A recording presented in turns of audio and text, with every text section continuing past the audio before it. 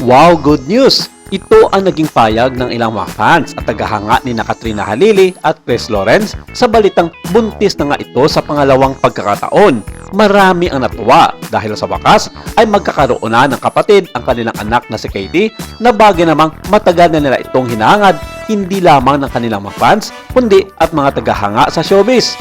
Well, ano nga ba ang nangyari kung bakit kumalat ang balitang ito na parang sinabuyan ng bagyo ang mundo ng showbiz industry tungkol sa balitang ito?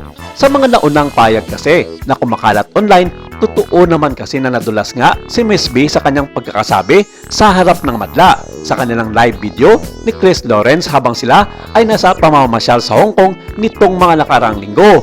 Marami ang nakapansin at nabigla sa sinabi nito na parang buntis na nga siya sa pangalawang pagkakataon dahil delayed na ang kanyang menstruation period ng 3 weeks. Na bagay namang sinabi ng ilan na nagbibiro lamang ang actress at kung ano ba ang kanyang ibig sabihin tungkol dito. Meron naman nagsasabi na walang masama kung sasabihin niya ito sa publiko dahil unang-una, mas gugustuhin na raw ni Miss B na magkaroon ng kapatid ang kanyang anak. Yes, kinumpirma din ito ng batikang showbiz columnist at vlogger na si Christopher Min kung saan kanila rin itong pinag-usapan sa kanyang programa sa YouTube na Showbiz Now na kasama sina Romel Chica at Wendell Alvarez. Ayon sa mapagkatiwalaang source ni Christopher Min, sa loob ng kampo ni Miss B, sinabi nitong buntis nga ng 6 na linggo ang aktres sa kanyang partner na si Chris Lawrence. Ayon pa kay Christopher Min, kung tutuusin, bago pa man mangyari ang sinabi noon ni Miss B kung saan nadulas ito sa kanyang pagkakasabi sa isang live video na buntis na nga siya, alam ni Christopher Min na pinaglilian pa nga ito ang isang uri ng prutas kung saan mangga raw ang hiningi nito sa mga taong malalapit sa kanya.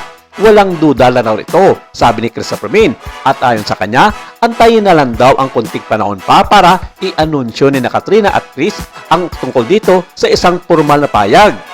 Dahil dito, marami tuloy ang naniniwalang may katotohanan nga ang mga bulubalita online. Habang patuloy ang pananahimik ng kampo ng aktres, hindi pa rin humuhupa ang excitement ng kanyang mga supporters.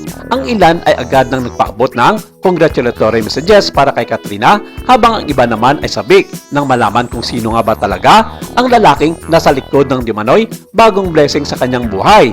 May mga netizens ding umaasa kung totoo man ang pagbubuntis ni Katrina, sana raw ay matagpuan na niya ang tahimik at masayang buhay na matagal na niyang pag-deserve matapos ang maraming kontrobersiya at heartbreak na kanyang hinarap noon.